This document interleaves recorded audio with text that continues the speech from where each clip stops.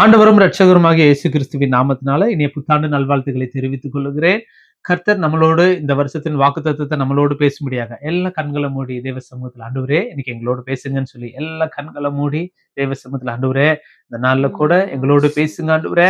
இந்த புது வருடத்தை காண கிருபை செய்த ஈவுக்காக நன்றி செலுத்துகிறோம்னு சொல்லி எல்லா கண்களை மூடி எதிர்காலம் இல்லாமல் ஏங்கி நின்றோம், காலத்தை படைத்தவர் தேடி வந்தீர். எதிர்காலம் இல்லாமல் ஏங்கி நின்றோம், காலத்தை படைத்தவர் தேடி வந்தீர்.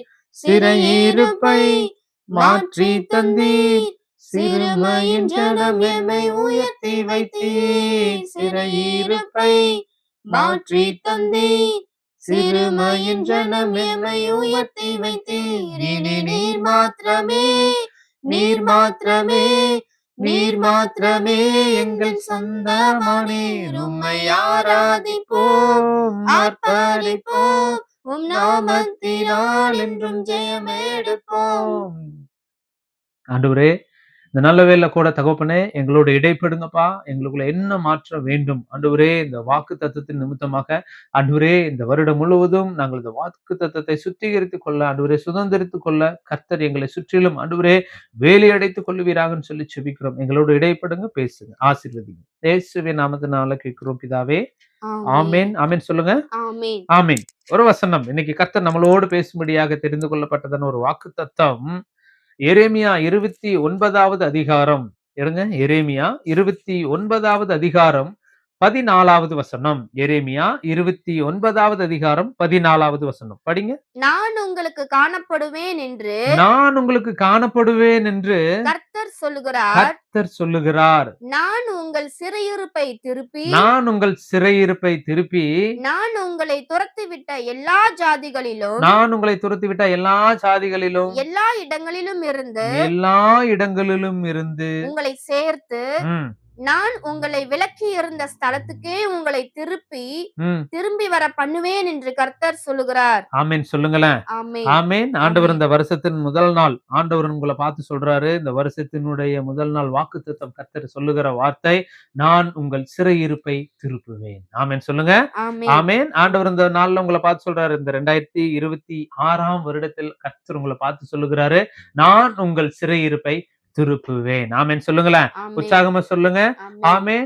கர்த்தர் இந்த நாள் உங்களை பார்த்து சொல்றார், நான் உங்கள் சிறையிருப்பை திருப்பி, நான் உங்களை துரத்தி விட்ட எல்லா சாதிகளிலும் எல்லா இடங்களிலும் இருந்து உங்களை சேர்த்து, நான் உங்களை விலக்கி இருந்த ஸ்தலத்துக்கே உங்களை திரும்பி வர பண்ணுவேன் என்று கர்த்தர் சொல்லுகிறார். இந்த நாள் ஆண்டவர் சொல்லுகிறாரு, நான் உங்களுக்கு காணப்படுவேன் என்று கர்த்தர் சொல்லி, நான் உங்கள் சிறையிருப்பை திருப்புவேன். ஆண்டவர் இந்த நாள்ல சொல்றாரு, உங்களுடைய சிறையிருப்பை கர்த்தர் திருப்புவார். ஆமென் சொல்லுங்களேன்.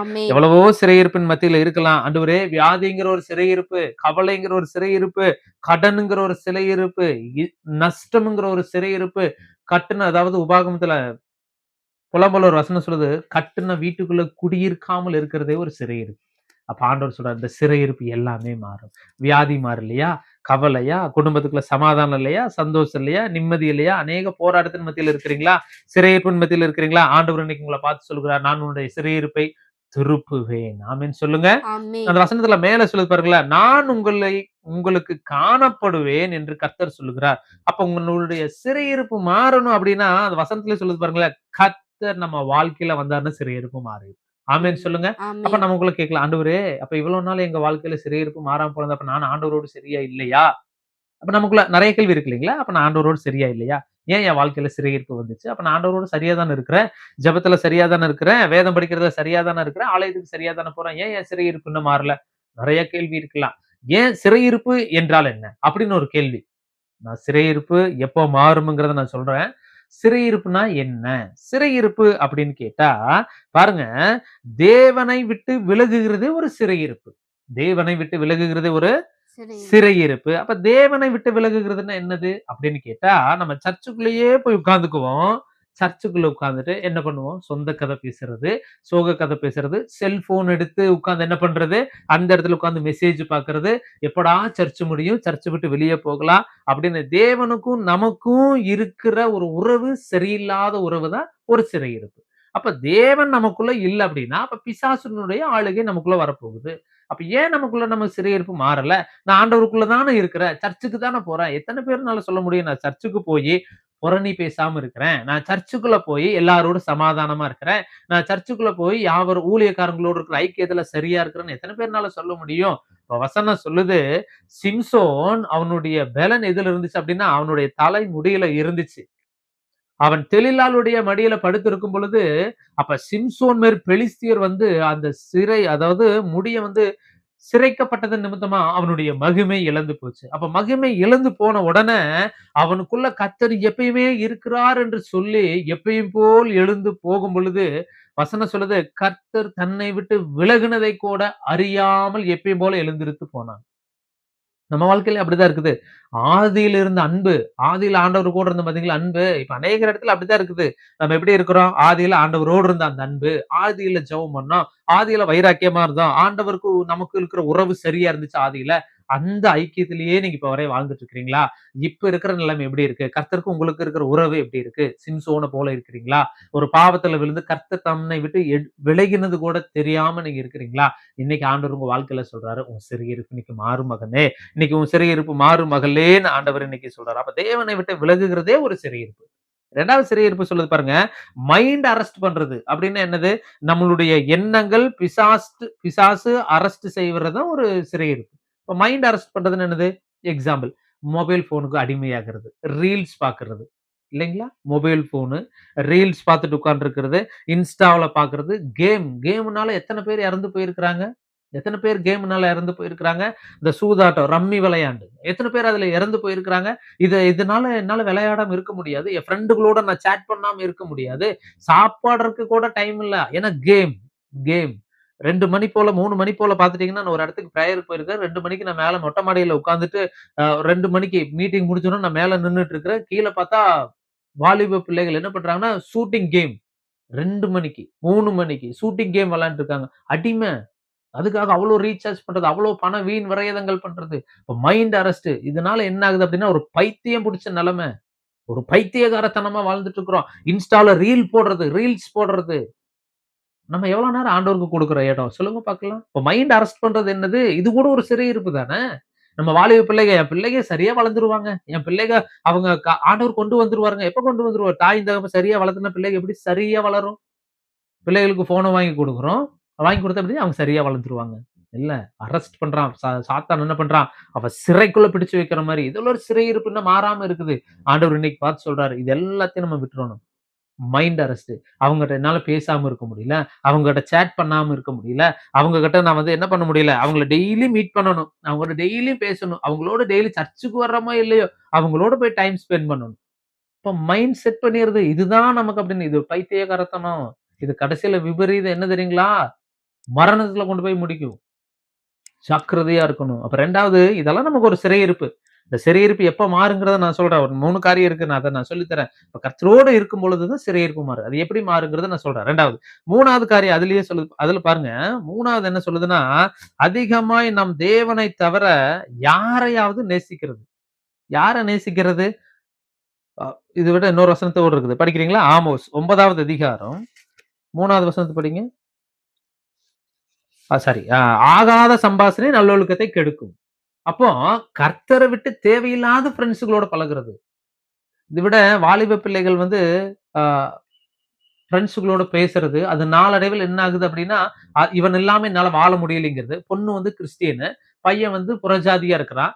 நம்ம கேட்கிறோம், என்கிட்ட இந்த மாதிரி ஒண்ணு வந்துச்சு. இல்லம்மா இது கர்த்தருக்கு சித்தம் இல்லம்மா, அது புறஜாதியம்மா, ஏமா இந்த லைஃப் உங்களுக்கு செலக்ட் பண்றீங்க? இல்ல பாஸ்டர் நான் இவங்களை மேரேஜ் பண்ணணும்னு இருக்கிறேன். நான் அப்ப சொன்னேன், அந்நியனோடு பிணைக்கப்படல் ஆகாதேன்னு வசனம் இருக்குதேம்மா. இல்ல பாஸ்டர் நான் ஜெபம் பண்ணி அவங்கள மாத்திருவேன். பாருங்க, நான் ஜெபம் பண்ணி அந்த பையனை வந்து ஆண்டவருக்குள்ள நான் கொண்டு வந்துருவேன்னு சொல்லி அந்த பொண்ணு வைராக்கியமா இருந்து கர்த்தருக்கு சித்தமே இல்ல. திருமணம் பண்ணி லைஃப் லாங் சிறையிருப்பு. அந்த சொன்ன பொண்ணு இப்ப புறஜாதியாவே மாறிடுச்சு. அப்ப கர்த்தர் விரும்புகிறது என்னது? அந்நியனோடு பிணைக்கப்படாத ஆகாத சம்பாஷணை நல்லொழுக்கத்தை கெடுக்கும். உன் பேரவே கெடுத்து விட்டுரும். இதெல்லாம் ஒரு சிறையிருப்பு. இது எல்லாமே ஆண்டவர் மாத்தணும்னு விரும்புகிறார். இதெல்லாம் ஏன் சிறையிருப்பு வருது? ஏன் சிறையிருப்பு வருது அப்படின்னா, அந்நியர்களோடு சங்கீதம் 1வது அதிகாரத்துல சொல்லுது இல்லைங்களா? பாவிகளோடு நில்லாத, பரியாசம் பண்ணவனோடு உட்காராத. இதெல்லாம் ஏன் ஆண்டவர் சொல்லுகிறார் அப்படின்னு கேட்டா, இதனால நமக்கு பிரச்சனைகள் வரும். இதனால நமக்குள்ள ஒரு சிறையிருப்பு வரும். அந்த மேரேஜ் பண்ணதுக்கு அப்புறம் லைஃப் லாங் அந்த பொண்ணோட வாழ்க்கை பெத்த தாயோடைய வீட்டுக்கே வர முடியல. அவ்வளோ வேதனை. அது அவ்வளோ கொடுமை அனுபவிக்குது அந்த வீட்டுக்குள்ள. ஒரு ஃபோன் பேசுறதுக்கு முடியல. ஏன்னு கேட்டா யாரு கூட பேசுற? அவ்வளோ சிறையிருப்பு. இன்னைக்கு கேட்கிற நமக்குள்ள ஒரு மாற்றம் வேணும். நம்ம பிள்ளைகள குறிச்சு கரிசனையா இருக்கணும். பிள்ளைகள் என்ன பண்றாங்க? ஃபிரெண்ட்ஸ் தான் பாஸ்டர், ஃபிரெண்ட்ஸ் தான் பிரதர். என்னவா இருக்கட்டும். ஆனா பிள்ளைகள் மேல கரிசனை உள்ளவர்களா இருக்கணும். பிசாசு இந்த வருஷத்துல அநேகர் சிறையிருப்புக்குள்ள தள்ளப் போகிறான். வசனம் சொல்லுது, தெரிந்து கொள்ளப்பட்டவரும் வஞ்சிக்கும்படியான காலம் இது. தெரிந்து கொள்ளப்பட்டவர்களை வஞ்சிக்கிற ஒரு காலமா இருக்குது இந்த காலத்துல. ஆண்டவருடைய பிள்ளைகளுக்கு ஆசீர்வாதம் இருக்கு. அதுக்கு தகுந்த மாதிரி போராட்டம் இருக்குது. அநேக அழிவுகள் இருக்கு. அநேக நாசங்கள் இருக்கு. அநேக வாலிப பிள்ளைகளுடைய மரணங்கள் இந்த வருஷத்துல அநேகமா இருக்கு. ஆண்டவர் என்கிட்ட சொன்ன காரியம். வாலிப பிள்ளைகள் கர்த்தருக்குள்ள சரியா இல்ல அப்படின்னா சிறையிருப்பு, கடைசியில சூசைட் பண்ற நிலைமை.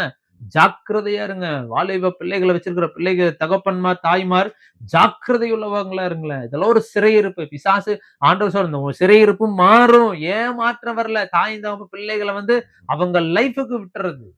ஜாக்கிரதையா இருங்க. வாலிபன் தன் வழியை எதனால் சுத்தம் பண்ணுவான்? உடைய வசனத்தின்படி தன்னை காத்துக் கொள்வதனாலே. ஆகாத சம்பாஷணை நல்லொழுக்கத்தை கெடுக்கும். 4வது காரியம் சொல்லுது. ஆஹ் ஆமோஸ் 9வது அதிகாரம் 3வது வசனத்தை படிங்க. அவர்கள் கர்மேலின் கொடுமுடியிலே ஒழித்து கொண்டாலும் அங்கே அவர்களை தேடி பிடிப்பேன். அவர்கள் சமுத்திரத்தின் ஆழத்திலே போய் என் கண்களுக்கு மறைந்து கொண்டாலும் அங்கே அவர்களை கடிக்க பாம்புகளுக்கு கட்டளையிடுவேன். பாருங்க, அப்ப வசனம் சொல்லுது, ஆண்டவருக்கு பிரியமில்லாம நீங்க நடப்பீர்கள், ஆனால் செய்யற பாவம் யாருக்குமே தெரியாதுன்னு சொல்லி துணிகரமா பாவம் பண்ணிட்டு இருக்கிறீங்களா? பாவம் பண்ணது மட்டும் இல்லாம சமுத்திரத்தின் ஆழத்தில், அந்த வசனத்தை படிங்க. சமுத்திரத்தின் அவர்கள் கர்மேலின் கொடுமுடியிலே ஒழித்து கொண்டாலும், கர்மேலின் கொடுமுடியில் நீ செஞ்ச பாவம் யாருக்கும் தெரியாது. நீ மறைமுகமா பாவம் பண்ணிட்டு இருக்கிறீங்களா? நீ மறைமுகமா சிறையிருப்புக்குள்ள சிக்கிட்டு இருக்கிறீங்களா? யாருக்குமே தெரியாதுன்னு சொல்லி நீ கர்மேலின் கொடுமுடியில போய் ஒளிந்து கொண்டாலும் அங்கே அவர்களை தேடி பிடிப்பேன். பாருங்க, ஆண்டவருடைய வசனம் சொல்லுது, எங்க உங்க தாய் தகப்பனுக்கு தெரியல, ஆண்டவருக்கு தெரியும். என்ன பாவம் பண்றோம்னு தெரியும். யாருக்குமே தெரியாம இருக்கலாம். மறைமுகமான பாவம், மனைவிக்கு தெரியாம கணவரும், கணவருக்கு தெரியாம மனைவியும், மறைமுகமான பாவம் இருக்கலாம். ஆண்டவர் இன்னைக்கு கொடுக்கிற ஒரு வார்னிங், மாறணும். சிறையிருப்பு 1ஆம் தேதி எதுவுமே என்ன ஆண்டவர் ஆசீர்வதிப்பார்னு சொல்லி ஆசீர்வாதம் வரும். ஆனா அதுக்கு முன்னாடி எச்சரிப்பு. இந்த வருஷம் ஒரு எச்சரிப்பினுடைய வருஷம். சிறைக்குள்ள போய் விழுகிற ஒரு வருஷம். தேவையில்லாத பாவத்துக்குள்ள போய் சிக்க போறீங்க. ஜாக்கிரதையா இருங்க. நீ செய்யற பாவம் யாருக்கும் தெரியாதுன்னு சொல்லி மறைகிறீங்களா? கொடுமுடியின் ஆண்டவர் என்ன சொல்றாரு அந்த வசனத்துல? கொடுமுடியிலே ஒழித்துக் கொண்டிருந்தாலும் அங்கே அவர்களை தேடி பிடிப்பேன். அங்கே அவர்களை நான் தேடி பிடிப்பேன். அவர்கள் சமுத்திரத்தின் ஆழத்தில், பாருங்க நல்லா கவனிங்க, சமுத்திரத்தின் ஆழத்திலே போய் என் கண்களுக்கு மறைந்து கொண்டாலும், சமுத்திரத்தின் ஆழத்தில போய் ஆண்டவருடைய கண்களுக்கு மறைந்து கொண்டாலும் அங்கே அவர்களை கடிக்க பாம்புகளுக்கு கட்டளையிடுவேன். ஜாக்கிரதையா இருக்கணும். பாம்புக்கு கட்டளையிட போறாரு. காரணம் என்ன? ஏன்னா ஆண்டவருக்கு நீங்க வேணும். நீ பட்டிருக்கிற சிறையிருப்புல இருந்து வெளியே வரணும். ஆண்டவருக்கு நீங்க வேணும். நீ மறைவான பாவத்துல இருக்கிறீங்களா? ஆண்டவர் சொல்றாரு, நீ சமுத்திரத்தின் ஆழத்துல போய் உட்கார்ந்தாலும் பாம்புக்கு நான் கட்டளையிடுவேங்கிறாரு. யாரு? நம்மளுடைய சத்துரு யாரு? பாம்புக்கு கட்டளையிட்டு கட்டிக்க வைப்பேங்கிறாரு. ஆட்டோமேட்டிக்கா நீ வெளியே வருவ. மறைந்து இருக்கிற பாவத்தை கர்த்தர் இந்த வருஷத்துல வெளியே கொண்டு வர போறாரு. ஜாக்கிரதையா இருங்க. அப்ப உங்க சிறையிருப்பு மாற போகுது. எல்லா காரியத்துல இருந்து ஆண்டவர் சொல்றார், தேவனை விட்டு விலகுகிறது ஒரு சிறையிருப்பு.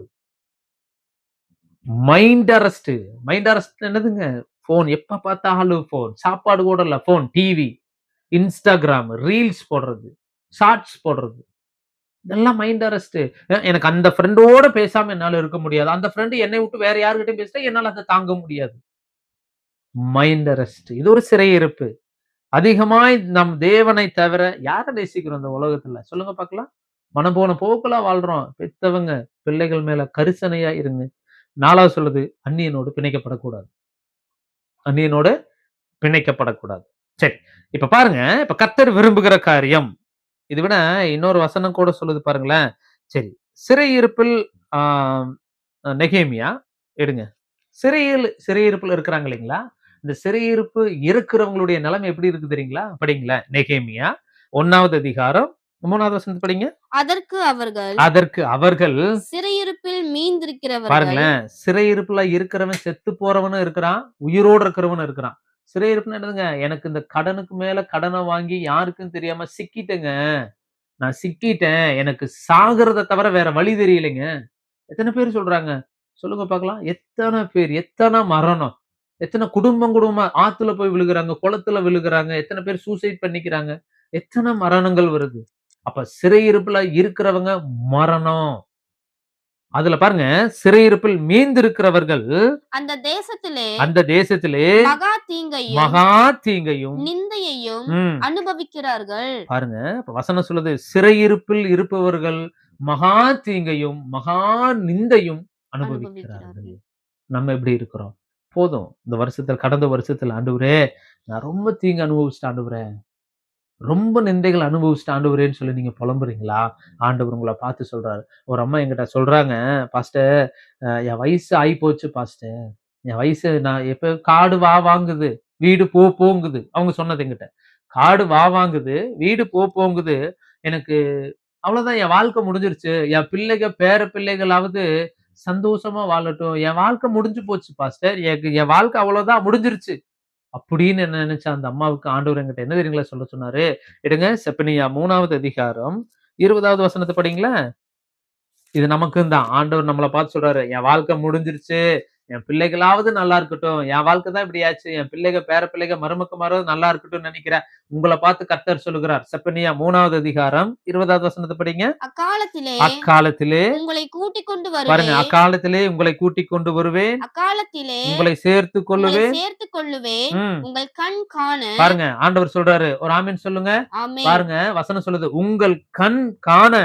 நான் உங்கள் சிறையிருப்பை திருப்பும்போது பாத்தீங்களா? ஆண்டவர் சொல்றாரு, எவ்வளவுதான் போதும், என் வாழ்க்கை முடிஞ்சு போச்சு. இருக்கிற நாள் கொஞ்ச நாள் நான் செத்தாலும் பரவாயில்ல.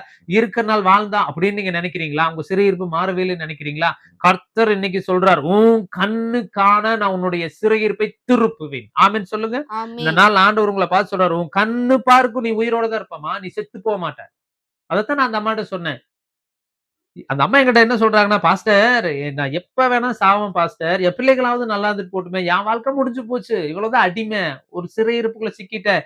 அடிமையாவே மாறிட்டேன். என்னோட வாழ்க்கை முடிஞ்சிருச்சு பாஸ்டர் அப்படின்னு நினைக்கிற அந்த அம்மாவை பார்த்து கர்த்தர் என்கிட்ட சொன்ன வார்த்தை, உன் கண்ணு காண நான் உன்னுடைய சிறையிருப்பை திருப்புவேன். திருப்புவேன். ஆமென் சொல்லுங்களேன். ஆமென். ஆண்டவர் இன்னைக்கு உங்கள பார்த்து சொல்றாரு, உன் கண்ணு பார்க்கும், உன் சிறையிருப்பு மாறும். உன் குடும்பத்துக்குள்ள மேரேஜ் ஆகலையா? அது ஒரு சிறையிருப்பு. பிள்ளைக்கு மேரேஜ் ஆகல. மேரேஜ் ஆகி குழந்தை வரல. படிச்ச படிப்புக்கு வேலை கிடைக்கல. அது ஒரு சிறையிருப்பு. எல்லார் மத்தியிலும் ஒரு அவமானம் தான் வருது. என் குடும்பத்துக்கு மட்டும் ஏன் இவ்வளவு ஆசை? ஏன் இவ்வளவு தடை? என் குடும்பத்துல ஏன் இவ்வளவு கவலை? எல்லாருமே நல்லா இருக்கிறாங்களே, என் சொந்தக்காரங்க எல்லாருமே நல்லா இருக்காங்களே. ஆண்டவருக்கு உண்மையா இருக்கிறது ஒரு பிரச்சனையா? அநேக கேள்வி உங்களுக்குள்ள இருக்கலாம். ஆனா ஆண்டவர் இன்னைக்கு உங்களை பார்த்து சொல்றாரு, உன் கண்ணு காண உன்னுடைய சிறையிருப்பை திருப்புவேன். ஆமென் சொல்லுங்களேன். ஆமென். சரி. இப்ப கர்த்தர் என்கிட்ட பேசின ஒரு 3 காரியத்த மட்டும் நான் இன்னைக்கு சீக்கிரமா சுருக்கமா நான் உங்களுக்கு காமிச்சு தரேன். இப்ப சிறையிருப்பு தான் நம்ம வாழ்க்கையில இப்ப வரை இருக்கு. சரி, கர்த்தர் உங்க சிறையிருப்ப திருப்பணும் அப்படின்னா, ஒரு 3 காரியத்த மட்டும் நான் உங்களுக்கு சீக்கிரமா நான் காமிச்சுட்டு நம்ம ஜெபம் செய்வோம். சரி, ஃபர்ஸ்ட் காரியம்.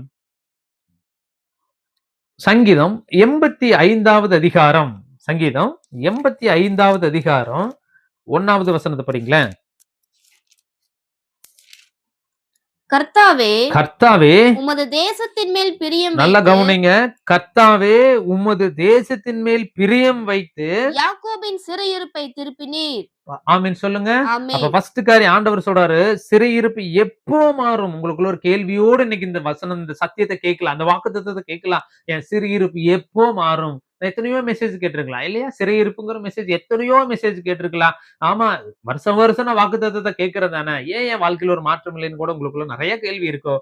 ஆண்டவர் இன்னைக்கு உங்களை பார்த்து சொல்லுகிறாரு, சிறையிருப்பு எப்போ மாறும் அப்படின்னு கேட்கும் பொழுது கர்த்தருடைய வார்த்தை சொல்லுது, கர்த்தர் உங்கள் மேல் பிரியம் வைக்கும் பொழுது உன் சிறையிருப்பு மாறும். ஆமென் சொல்லுங்க. ஆமென். ஆண்டவர் இன்னைக்கு உங்களை பார்த்து சொல்றாரு, நான் உன் மேல பிரியம் வைக்கும் பொழுது உன் சிறையிருப்பு மாறும்.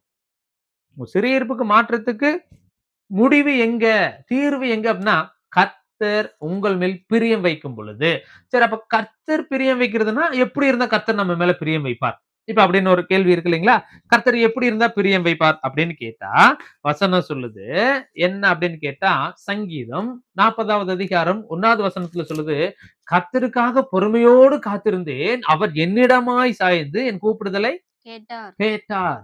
அப்ப கர்த்தருக்கு பிரியம் என்ன? அவருடைய சமூகத்துல காத்திரு. கர்த்தருக்கு பிரியம் என்ன? இதை விட இன்னொரு வசனத்தை கூட படிக்கிறீங்களா? எரேமியா 29வது அதிகாரம் 13வது வசனத்துல படிங்களேன். எரேமியா 29:13 படிங்க.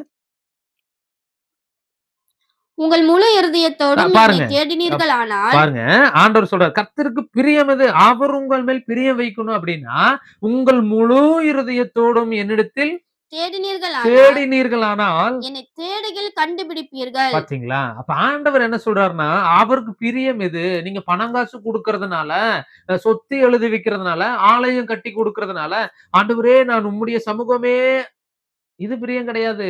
முழு இருதயம் எங்க இருக்குது? நீ ஆண்டவர் சமூகத்துல போய் உட்கார்றீங்க இல்லையா? சன சொல்லுது உன்னை நேசிக்கிறது போல பிறரையும் நேசி. நம்ம என்ன பண்ண முடியும்? பக்கத்து வீட்டுக்காரன்னு நேசிக்க முடியலையே. பக்கத்து வீட்டுக்காரன் ஒரு நல்ல ஒரு பொருள் வாங்கிட்டா நம்ம வீட்டுக்குள்ள வந்து கதவை டம்மு டம்முன்னு சாத்திட்டு இருக்கிறோம். அப்ப காரணம் என்ன? அடுத்தவன் நல்லா இருக்கிறத நம்மளால ஏற்றுக்க முடியல. அப்ப ஆண்டவர் விரும்புகிறது என்ன அப்படின்னா உன் முழு இருதயத்தோடும் படிங்க, முழு இருதயத்தோடும் முழு ஆத்மாவோடும் என்னிடத்தில் தேடுவீர்களானால் என்னை தேடுகில் கண்டுபிடிப்பீர்கள். பாருங்க, அப்ப ஆண்டவர் என்ன சொல்றாரா? முழு இருதயத்தோடும் நீ கர்த்தரை தேடுவீர்களானால் அவரை கண்டுபிடிப்பீர்கள். அப்ப அவர் ஏன் இன்னும் நமக்கு இன்னும் தெரியல, இன்னும் ஏன் ஆண்டவர் நம்ம கண்டுபிடிக்கல அப்படின்னு கேட்டா, கர்த்தர் விரும்புகிற காரியம் உங்கள் கண் காண நான் உன்னுடைய சிறையிருப்பை திருப்புவேன். அப்ப சிறையிருப்பு மாறணும். கர்த்தர் பிரியம் வைக்கும் போது சிறையிருப்பு மாறும். எப்படி மாறும் அப்படின்னா உங்கள் முழு இருதயத்தோடு கர்த்தரை தேடுவீர்களானால் கண்டடைவீர்கள். அப்ப சங்கீதம் 40:1 சொல்லுது கர்த்தருக்காக நான் பொறுமையோடு காத்திருந்தா. எங்க பொறுமை இருக்குது நமக்கு சொல்லுங்க பாக்கலாம். ஆண்டவர் சமூகத்துக்கு வந்த பொறுமை இருக்குதா? ஒரு மணி நேரம் ஒரு மணி நேரத்துக்கு மேல போயிருச்சுன்னா உடனே இப்படி உட்கார்ந்துக்கிறது இல்ல, இப்படி உட்கார்ந்து அப்புறம் இப்படி இருந்தா இப்படி எப்படி இருக்கும்? அது என்ன போய் பொறுமை இருக்குது? சிறையிருப்பு எப்படி மாறும் சொல்லுங்க பாக்கலாம். கர்த்தர் அதெல்லாம் இன்னைக்கு வெறுக்கிறார் நம்ம வாழ்க்கையில. சரி, கர்த்தர் யார் மேல பிரியம் வைத்தார் பாருங்களேன். எடுங்க, எரேமியா 31வது அதிகாரம் 19வது வசனத்தின் பின்பகுதியும் 20வது வசனத்தையும் படிங்க. எரேமியா 31:19 பின்பகுதியும் 20வது வசனம்.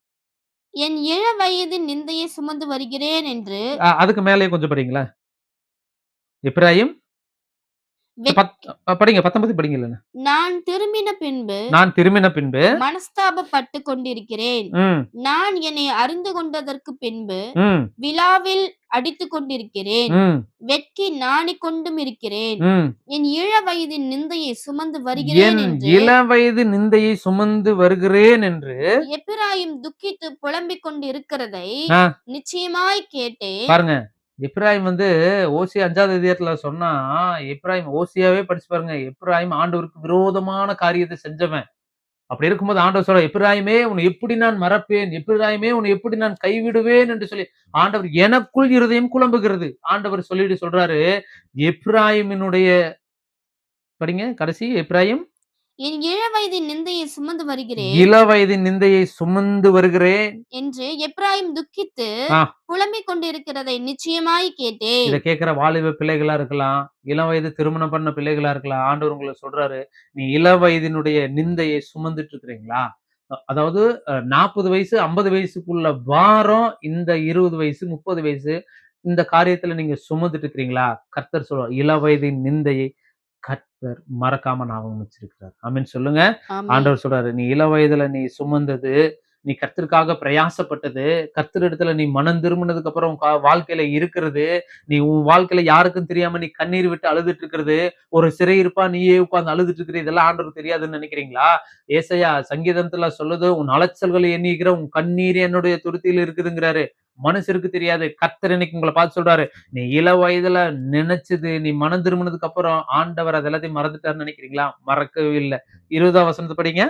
எப்பிராயிம் எனக்கு அருமையான பாருங்க, ஆண்டவர் சொல்றார், எப்பிராயிம் எனக்கு அருமையான குமாரன் அல்லவோ, அவன் எனக்கு பிரியமான பிள்ளை அல்லவோ. பாத்தீங்களா? அப்ப ஆண்டவர் சொல்றாரு, கர்த்தர் யாருடைய சிறையிருப்பை மாத்துவார் அப்படின்னா, கர்த்தர் உன்மேல் பிரியம் வைக்கும் போது சிறையிருப்பு மாறும். இப்ப எப்பிராயிம் பார்த்து சொல்றாரு, எப்பிராயிம் அருமையான மகன் அல்லவோ, பிரியமான பிள்ளை அல்லவோ. அப்ப பிரியமா இருக்கணும். கர்த்தருக்கு பிரியம் என்னது? அவரு சமூகத்துல அவரையே சார்ந்து இருக்கிறது. எல்லாருமே வாய் திறந்து சொல்லுவோம். எப்படி? ஆண்டவருக்காக நான் வைராக்கியமா இருப்பேன், ஆண்டவருக்காக செத்தாலும் சாகுவேன்னு சொல்லுவோம். ஒரு சின்ன பிரச்சனை வரட்டும், ஆண்டவரை விட்டு ஓடி போயிருவோம். பேதுரு மாதிரி எல்லாம் ஓடி போயிருவோம். என்ன பிரச்சனை வந்தாலும் கர்த்தருக்காக நிக்கணுங்கிற அந்த வைராக்கியம் வேணும். சாத்ராக் மேஷாக் ஆபேத்நேகோ எப்படி வைராக்கியமா இருந்தாங்க? கர்த்தருக்காக நிக்கணும். கர்த்தருக்கு பிரியம் என்ன? அவருக்காக நிக்கணும். அவருக்காக இளவயது நுகத்தை சுமப்பது கர்த்தருக்கு பிரியம். அவருக்காக அவருடைய சமூகத்துல கிரயம் செலுத்துவது அவருக்காக பிரியம். பரிசுத்த ஓய்வு நாள் ஆசிரியங்கள்னு சொல்லி இருக்குது.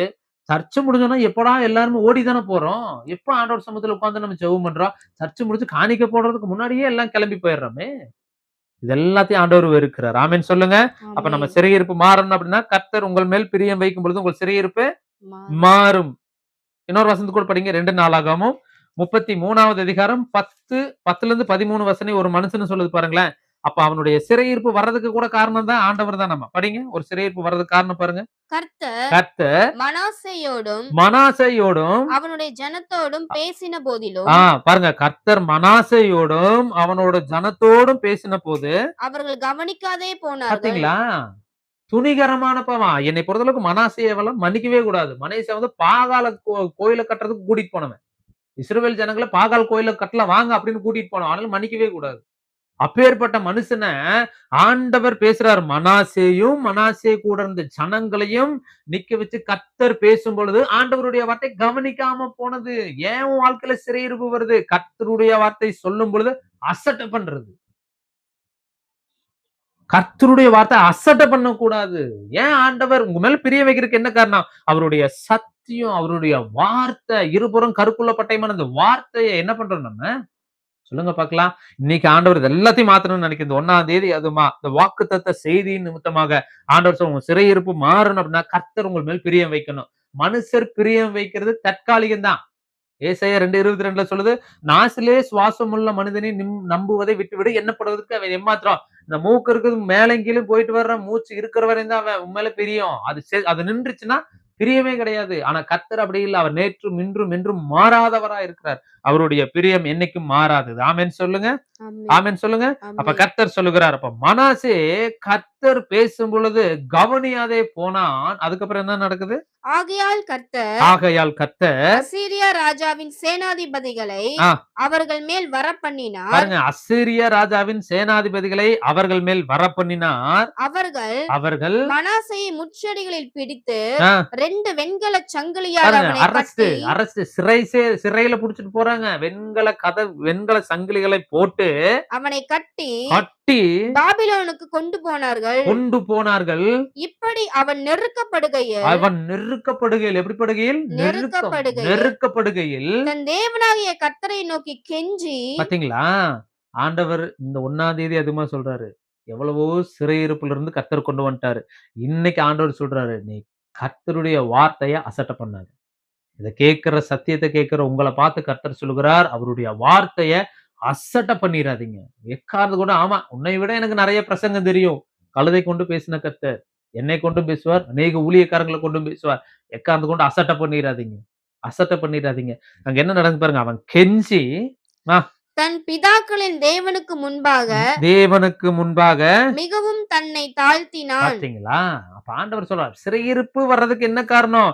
என்னால முடியும், எனக்கு எல்லாம் தெரியும், என் படிப்பு, என் திறமை, என் அழகு, என் மேன்மை, என்னுடைய வெளிப்பாடு, நான் ஜெபம் பண்ணுவேன், நான் பாட்டு போடுவேன், நான் இல்லைன்னா சபை இல்ல. இந்த மேன்மை மனாசேக்குள்ள வந்துச்சு. ஆண்டவருடைய வார்த்தை துச்சமா மதிக்காம போயிட்டான். ஆண்டவர் என்ன பண்ணாருங்களா? அசீரியாவுல உள்ள விட்டாரு. அவங்க விலங்கு போட்டு கூட்டிட்டு போனாங்க. அதுக்கப்புறம் ஆண்டவர் சமூகத்துல மனம் திரும்பும் காட்டி கர்த்தர் என்ன பண்ணாரு? பிதாவின் இடத்தில் படிங்க.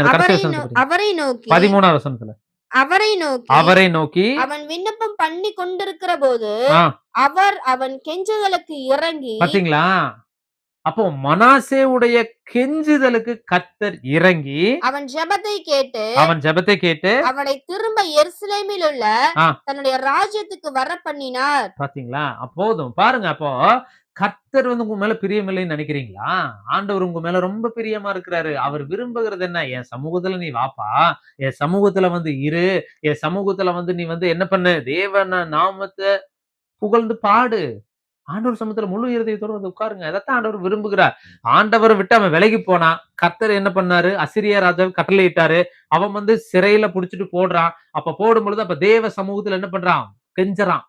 கெஞ்சும் பொழுது நம்ம ஆண்டவர் எப்படி தெரியுங்களா? அவர் இரக்க குணம் உள்ளவர், மன உருக்கம் உள்ளவர், நீடிய சாந்தம் உள்ளவர், தயவுள்ளவர் வசனம் இருக்கு. அப்ப அவர் என்ன பண்ணாரு? இவன் கெஞ்சும் பொழுது மனம் இறங்கி கர்த்தர் அவன் சிறையிருப்பை மாற்றினார். ஆமென் சொல்லுங்க. இப்ப ஆமென். கர்த்தர் ஒரு மனுஷன் மேல் பிரியம் வைத்தார்னா எக்காந்து கொண்டு விட்டுறவே மாட்டார். ஆண்டவர் இன்னைக்கு உங்களை பார்த்து சொல்றாரு, உங்க மேல பிரியம் வச்சிருக்கிறாருங்க. இன்னைக்கு சின்ன சின்ன காரியத்துல ஆண்டவர் விட்டு விலகி போகலாம். ஆண்டவர் இன்னைக்கு சொல்றார், உன் மேல நான் பிரியமா இருக்கிறேன். இன்னைக்கு உன் மேல நான் என்னவா இருக்கிறேன்? பிரியமா இருக்கிறேன். கர்த்தர் உங்க ஜெபத்தை கேட்கிறவராய் இருக்கிறார். உங்க ஜெபத்தை புறம்பே தள்ளுவதில்லைன்னு ஆண்டவர் சொல்லுகிறார். ஆமென் சொல்லுங்க. இப்ப ஆமென். முதல் காரியம், சிறையிருப்பு எப்போ மாறும் அப்படின்னு கேட்டா, உங்கள் கர்த்தர் உங்கள் மேல் பிரியம் வைக்கும் பொழுது உங்கள் சிறையிருப்பு மாறும். மாறும். ஆமென் சொல்லுங்க. ஆமென். இரண்டாவது காரியம், உபாகமும் 30வது அதிகாரம் 2வது வசனம் 3வது வசனம். உபாகமும் 30 2 3 படிங்க. உன் தேவனாகிய உன் தேவனாகிய கர்த்தரிடத்துக்கே திரும்பி ம், இன்று நான் உனக்கு இன்று கற்பிக்கிறபடியெல்லாம் நான் உனக்கு கற்பிக்கிறபடியினால் நீயும் நீயும் உன் பிள்ளைகளும் உன் பிள்ளைகளும் உங்கள் முழு இருதயத்தோடும் ஆ. உங்கள் முழு ஆத்மாவோடும் ம், அவருடைய சத்தத்திற்கு செவி கொடுத்தால் ம், உன் தேவனாகிய கர்த்தர் ஆ, உன் சிறையிருப்பை திருப்பி உன் சிறையிருப்பை திருப்பி உனக்கு இறங்கி உனக்கு இறங்கி உன் தேவனாகிய கர்த்தர் ஆ. உன்னை சிதற அடித்த எல்லா ஜனங்களிடத்திலும் ம், இருக்கிற உன்னை ம். திரும்ப சேர்த்து கொள்ளுவார். பாருங்க. ஆமென் சொல்லுங்க. ஆமென். ரெண்டாவது காரியம், ஃபர்ஸ்ட் காரியம், கர்த்தர் உண்மையில் பிரியமா இருக்கும் பொழுது உன் சிறையிருப்பு மாறும். ரெண்டாவது சொல்றது, உன் தேவனாகிய கர்த்தரிடத்தில் திரும்பும் பொழுது உங்கள் சிறையிருப்பு மாறும். அந்த வசனத்துல சொல்லுது பாருங்களேன், கர்த்தராகிய தேவனிடத்துல முழு இருதயத்தோடும், அதாவது உங்கள் பிள்ளைகளும் குடும்பமாய் நீங்கள் தேவ சமூகத்துல திரும்பும் பொழுது, அதுல 3வது வசனத்தை படிங்களேன். அதுல பாருங்க, அவர் உன் தேவனாகிய உன் கர்த்தர் தேவனாகிய கர்த்தர், உன் சிறையிருப்பை திருப்பி பாத்தீங்களா, உன் தேவனாகிய கர்த்தர், நீங்க முழு இருதயத்தோடு கர்த்தர் சமூகத்துல திரும்புங்க. திரும்புங்க. உலகம் உலகம் போதும். உலகம் போதும். மாம்சம், சுயம் போதும். கர்த்தரிடத்தில் குடும்பமாய் திரும்புங்க முதலாவது. இந்த நாள்ல என்ன பண்ணணும்? இந்த நியூ இயர் சர்வீஸ்ல, இந்த வாக்குத்தத்த செய்தியில கர்த்தர் உங்ககிட்ட பேசுறார். நீ இன்னைக்கு ஒப்புக்கொடு. குடும்பமா ஆண்டவரே, ஒரு நாள் கூட தவறாம ஆலயத்துக்கு நாங்கள் போவோம்னு சொல்லி ஒப்புக்கொடுங்க. குடும்பமா போங்க முதலாவது. வேலை வேலை போதும். வேலை போதும். உயிர் போயிருச்சுன்னா ஒண்ணுமே பண்ண முடியாது. பலவீனம் ஆயிடுச்சுன்னா ஒண்ணுமே பண்ண முடியாது. ஹாஸ்பிடல்ல அட்மிட் ஆயிட்டா ஒண்ணுமே பண்ண முடியாது. கர்த்தர் தான் நம்ம வாழ்க்கையில எல்லாமே. ஆண்டவர் தான். ஆண்டவருக்கு முதலாவது முக்கியத்துவம் கொடுங்க இந்த நாட்கள்ல. கர்த்தர் அதான் சொல்றாரு. படிங்க. உன் தேவனாகிய கர்த்தர் உன் சிறையிருப்பை திருப்பி உன் தேவனாகிய கர்த்தர் உன் சிறையிருப்பை திருப்பி உனக்கு இறங்கி பாருங்க. அப்ப உங்க வாழ்க்கையில கர்த்தர், உங்க தேவனாகிய கர்த்தர் உங்க வாழ்க்கையில சிறையிருப்பை திருப்பணும் அப்படின்னா, நீங்க கர்த்தரிடத்தில் திரும்பாத பட்சத்துல அவர் உங்க சைடு திரும்ப மாட்டார். ஏன்னா அந்த வசனத்தை அப்படிதான் சொல்லுது, அவன் என்னிடத்தில் வாஞ்சையாய் இருக்கிறபடியினால் நான் அவனை விடுவிப்பேன். அப்ப வாஞ்சை வேணும். கர்த்தரிடத்துல திரும்பணும். கர்த்தரிடத்துல திரும்பணும். அது ஆண்டவர் விரும்புகிறார். சரி, யாருடைய வாழ்க்கையில கர்த்தர் பெரிய காரியம் செஞ்சார் அப்படின்னா, எடுங்க யோனா 3வது அதிகாரம் 10வது வசனத்தை படிங்க. யோனா 3வது அதிகாரம் 10வது வசனம். அதற்கு அதற்கு கர்த்தர் நீ பிரயாசப்படாததும் நீ பாருங்க வசனத்தை பாருங்க. அதற்கு கர்த்தர் நீ பிரயாசப்படாததும் நீ வளர்க்காததும் ஒரு ராத்திரியிலே முளைத்ததும் ஆ. ஒரு ராத்திரியிலே அழிந்து போனதுமான ம், ஆமனுக்காக ம், பரிதபிக்கிறாயே. ம். வலது கைக்கும் இடது கைக்கும் வித்தியாசம் அறியாத ஆ. 120,000 பாருங்களேன். அப்ப அந்த பேருக்கு நினிவே மக்கள் மேல கர்த்தருடைய பாரம். அந்த நினிவே மக்களுக்கு ஆண்டவர் சொல்றாரு, அந்த மக்களை என்ன பண்ண போறேன்? நான் அழிக்க போறேன் அப்படின்னு சொல்லும் பொழுது, அப்போ அவங்க நல்லாவே இருக்கக்கூடாதுங்கிறது தான் யோனாவுடைய திட்டமா இருந்தது இல்லையா? அவர் தர்சீசுக்கு கப்பல் ஏறி போயிட்டாரு. அப்ப கர்த்தர் என்ன பண்றாரு? திருப்பியும் ஒரு மனுஷனால எவ்வளவு நஷ்டம்? கப்பல்ல இருக்கிற பொருள் எல்லாம் சேதம். கப்பல் அவனை தூக்கி போட்டு 3 நாள் என்ன பண்ணாதீங்களா? மீன் வயித்துக்குள்ள 3 நாள் காத்திருந்து ஜெபம் பண்ணி, அதுக்கப்புறம் கர்த்தர் வெளியே விட்டதுக்கு அப்புறம் அந்த நினிவே போய் மக்கள் இடத்துல போய் சொல்லும் பொழுது என்னது? ஆண்டவர் இந்த பட்டணத்தை அழிக்க போகிறார். அந்த ராஜா கேட்டு வஸ்திரத்தை கழற்றி சாம்பலில் உட்கார்ந்து, அந்த வசனத்தை படிங்க.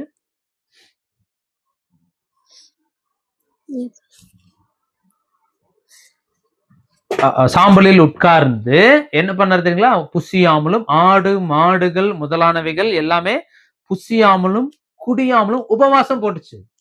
அப்ப கர்த்தர் விரும்புகிறார், ஒரு பட்டணத்தை கர்த்தர் ஆசீர்வதிக்கிறதுக்கு, அதனுடைய சிறையிருப்பை திருப்புவதற்கு அந்த பட்டணமே ஃபாஸ்டிங் போடுச்சு. நம்மனால சொல்லுங்க பார்க்கலாம், எத்தனை பேர் நம்ம டெய்லி மாசத்துல ஒரு நாள் ஃபாஸ்டிங் போடுறோமா? அப்பதான் பாத்துட்டீங்க, பாஸ்டர் எனக்கு சாப்பிடாம இருந்தா கை கால் நடுங்குது இல்லையா?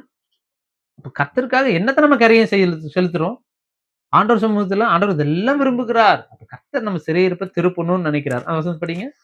மனுஷரும் மிருகங்களும் ரட்டினால் மூடிக்கொண்டு தேவனை நோக்கி உரத்த சத்தமாய் கூப்பிடவும் அவரவர் தம் தம் பொல்லாத வழியையும். பாத்தீங்களா, இதைத்தான் ஆண்டவர் விரும்புகிறார். உங்க சிறையிருப்பு மாறணும். கர்த்தரிடத்துல திரும்பும் பொழுது நமக்குள் இருக்கிற பொல்லாத வழிகளை விட்டு தம் தம் கைகளில் உள்ள திரும்பவும் தம் கைகளில் உள்ள கொடுமையையும் விட்டு. பாத்தீங்களா, அப்படின்னா என்னன்னா, கையினால பாவம் இருக்கு, வாயினால் பேசின பாவம் இருக்கு. இது எல்லாத்தையும் இன்னைக்கு என்ன பண்ணணும்? ஆண்டவர் சொந்தத்துல அர்ப்பணிக்கணும். ஆண்டவரே, இதெல்லாம் ஆண்டவரே இசப்பா என்னுடைய சிறையிருப்பா இருக்கு. நான் மனசளவுல நான் பேசின ஆண்டவரே, நான் மனசளவுல பேசின பாவங்கள் உண்டு. அடுத்தவங்களை தேவ தூஷணம் பேசினது உண்டு. அடுத்தவங்களை குறை சொன்னது உண்டு. இது ஒரு நாள் இல்ல, அநேக நாட்கள். நம்ம இதெல்லாம் ஒரு சிறையிருப்பு. அடுத்தவங்களை குறை சொல்லாம என்னால இருக்க முடியலையே, குற்றப்படுத்தாம இருக்க முடியலையே. அந்த நினிவே ஜனங்கள், அந்த ஆடு மாடுகள் மிருக ஜீவன்கள் எல்லாமே பாஸ்டிங். யாருக்கு தெரியும்? இப்பதான் ஆண்டவர் சொல்றார், யாருக்கு தெரியும் நாம் அழிந்து போகாதபடிக்கு ஒருவேளை தேவன் மனஸ்தாபப்பட்டு தம்முடைய உக்கிர கோபத்தை விட்டு திரும்பினாலும் திரும்புவார் என்று கூறி சொன்னான். அவர்கள் தங்கள் பொல்லாத வழியை விட்டு திரும்பினார்கள் என்று தேவன் அவருடைய கிரியைகளை பார்த்து. ஆண்டவர் இன்னைக்கு உங்களை வாழ்த்து சொல்றாரு. இன்னைக்கு ஆண்டவர் உங்களை பார்த்து சொல்றாரு, நீ பொல்லாத வழிகளை விட்டு நீங்க திரும்பிட்டீங்கன்னு சொல்லி கர்த்தர் பார்த்தார்னா, 2 நாளாகவும் 7வது அதிகாரத்துல சொல்லுது, பொல்லாத வழிகளை விட்டு நீ திரும்பினாள் என்று கர்த்தர் கண்டு அவர்கள் தேசத்திற்கு சேமத்தை கொடுப்பேன். இதெல்லாம் சொல்றாரு. பொல்லாத வழிகளை விட்டு திரும்பினார்கள் என்று தேவன் அவர்களுடைய கிரியைகளை பார்த்து. பாத்தீங்களா, அப்ப ஆண்டவர் விரும்புகிற, நம்ம பேருக்கு கிறிஸ்தவன் சொல்லிட்டு இருக்கிறத காட்டிலும் அது நம்மளுடைய வாழ்க்கையில அது வெளிப்படணும். அது ஆண்டவர் இன்னைக்கு விரும்புகிறார்.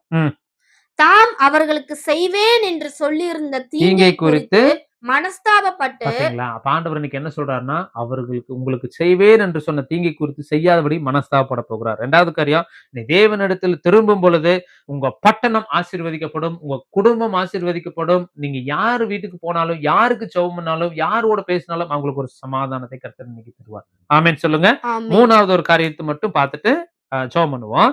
சரி, 3வது ஒரு காரியம், ஆமோஸ் 9வது அதிகாரம் 14வது வசனம் 15வது வசனத்தை படிங்க. ஆமோஸ் 9வது அதிகாரம் 14, 15 படிங்க. என் ஜனமாகிய இஸ்ரவேலின் சிறையிருப்பை திருப்புவேன். பாத்துங்க, ஆண்டவர் சொல்றாரு, இன்னைக்கு என் ஜனமாகிய இஸ்ரவேலினுடைய சிறையிருப்பை திருப்புவேன். அவர்கள் பாழான நகரங்களை. பாத்தீங்களா, அப்ப ஆண்டவர் சொல்றாரு, உங்க சிறையிருப்பை திருப்பிட்டார்னா பாழான நகரங்களை கட்டி அவைகளில் குடியிருந்து. பாழா போச்சுன்னு எது நினைக்கிறீங்களோ அதை ஆண்டவர் செழிப்பா தருவார். உங்க சிறையிருப்பு மாறும் பொழுது இதெல்லாம் விற்காது, இது யூஸ்லெஸ் நினைக்கிறீங்க இல்லையா, அது எல்லாத்தையும் ஆண்டவர் சொல்ற, பாழான நகரங்களை கட்டி அவைகளில் குடியிருந்து திராட்சை தோட்டங்களை நாட்டி அவைகளுடைய பலரசத்தை குடித்து தோட்டங்களை உண்டாக்கி அவைகளின் கனிகளை புசிப்பார்கள். அவர்கள் தேசத்திலே நாட்டுவே. பாருங்க, அவர்களுடைய தேசம், எந்த தேசத்திலிருந்து வெக்கப்பட்டு கேவலப்பட்டு போனீங்களோ அதே தேசத்தில் ஆண்டவர் கொண்டு வந்து உங்களை நாட்டுவேன். நான் அவர்களுக்கு கொடுத்த தேசத்திலிருந்து அவர்கள் இனி பிடுங்கப்படுவதில்லை. ஆண்டவர் கொடுக்கப்பட்ட ஆசீர்வாத தேசம், இடமா இருக்கட்டும், சொத்தா இருக்கட்டும், இனி எவனும் பிசாசு பிடுங்குவதில்லைன்னு கர்த்தர் சொல்லுகிறார். உன் தேவனாகிய கர்த்தர் சொல்லுகிறார் என்றார். பாத்தீங்களா, அப்ப ஆண்டவர் இவ்வளவு ஆசீர்வாதத்தை கொடுக்கிறார். அப்ப உங்க சிறையிருப்பு மாறும் பொழுது எவ்வளவு பெரிய ஆசீர்வாதம். இதை விட இன்னொரு வசனத்து கூட இருக்குது, அதை கூட பாத்திரலாமா? எடுங்க, எரேமியான்னு நினைக்கிறேன். எரேமியா ஒரு வசனம் படிங்க. எரேமியா 52வது அதிகாரம், நல்லா நோட் பண்ணுங்க. எரேமியா 52வது அதிகாரம் 31 இருந்து 34 வரையும் படிங்களேன். சிறையிருப்பின் விடுதலை பெற்றா, உங்க வாழ்க்கையில சிறையிருப்புல இருக்கிறீங்களா, கர்த்தர் உங்க வாழ்க்கையில வரும்பொழுது உங்க சிறையிருப்புக்கு விடுதலை கிடைச்சிருச்சு அப்படின்னா என்ன ஆசீர்வாதம் வரப்போகுது படிங்க. எரேமியா 52வது அதிகாரம் 31 இருந்து 34 வரையும். 31 வரைக்கும் தான் இருக்கு. எரேமியா 52, 31 கீழ இருக்கு பாருங்க, அது படிங்க. யூதாவின் ராஜாவாகிய யோயாக்கீனுடைய சிறையிருப்பின் 37ஆம் வருஷம் 12ஆம் மாதம் 25ஆம் தேதியிலே ஏவில் மெரோதாத் என்னும் பாபிலோன் பாபிலோன் ராஜா ம், தன் ராஜாவான வருஷத்திலே ம். யூதாவின் ராஜாவாகிய யோயாக்கீனை பாருங்க, யூதாவின் ராஜாவாகிய யோயாக்கீனை சிறைச்சாலைகளில் இருந்து அதாவது யூதாவின் ராஜாவாகிய யோயாக்கீனை சிறைச்சாலை விடுதலையாகிறாரு. சிறைச்சாலையில் இருந்து வெளிப்பட்டாரு. சிறைச்சாலையில் விடுதலை பண்ணப்பட்டு அவன் தலையை உயர்த்தி. பாருங்க, அப்ப சிறையிலிருந்து ஒரு சிறையிருப்புல இருக்கிறீங்களா? இந்த வருஷத்துல கர்த்தர் உங்களுக்கு இந்த ஆசீர்வாதத்தை சொல்லுகிறார். சிறையிருப்பு மாறும் பொழுது ஏற்படும் ஆசீர்வாதம், உங்க சிறையிருப்பு மாறும் பொழுது ஃபர்ஸ்ட் கர்த்தர் உங்க தலையை உயர்த்துவார். ஆமென் சொல்லுங்க. அடுத்தது, அவனோட அன்பாய் பேசி. இரண்டாவது, யார் உங்களுக்கு விரோதமா இருந்தாங்களோ அவங்க எல்லாரும் உங்களுக்கு அன்பாய் பேசுவார்கள். ஆமென் சொல்லுங்க.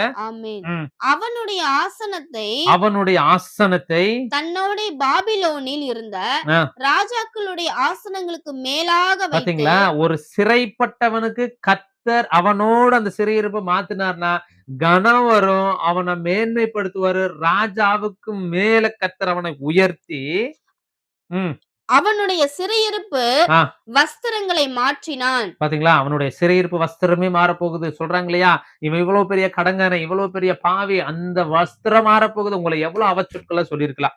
கர்த்தர் இன்னைக்கு சொல்றாரு, எல்லாத்தையும் நான் மாற்றுவேன்.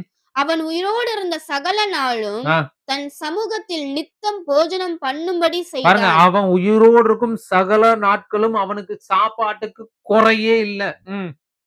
அவன் உயிரோடு இருந்த நாளெல்லாம் அவனுடைய மரணநாள் பரியந்தமும். அவன் உயிரோடு இருக்கிற நாள் மட்டும் இல்ல, அவன் மரணம் அடைகிற நாள் வரைக்கும் அவனுடைய செலவுக்காக. பாத்தீங்களா? எந்த ராஜா சொல்லுவான் சொல்லுங்க? எந்த ராஜா கொடுப்பான்? ஒருத்தர் சிறையில் இருக்கிறான், சிறையிலிருந்து அவனை விடுதலை பண்ண உடனே அவனை உயர்த்தி, அவன் ஆசனத்தை உயர்த்தி, அவன் ராஜாக்களுக்கு அதிகாரியா வச்சு அவனுக்கு சாப்பாடு, நல்ல ராஜ போஜன சாப்பாடு கொடுத்து அவன் ஆசனத்தை உயர்த்தி வச்சு, அதுக்கப்புறம் அவன் செலவுக்கு எந்த ராஜா காசு கொடுப்பான் சொல்லுங்க பாக்கலாம்?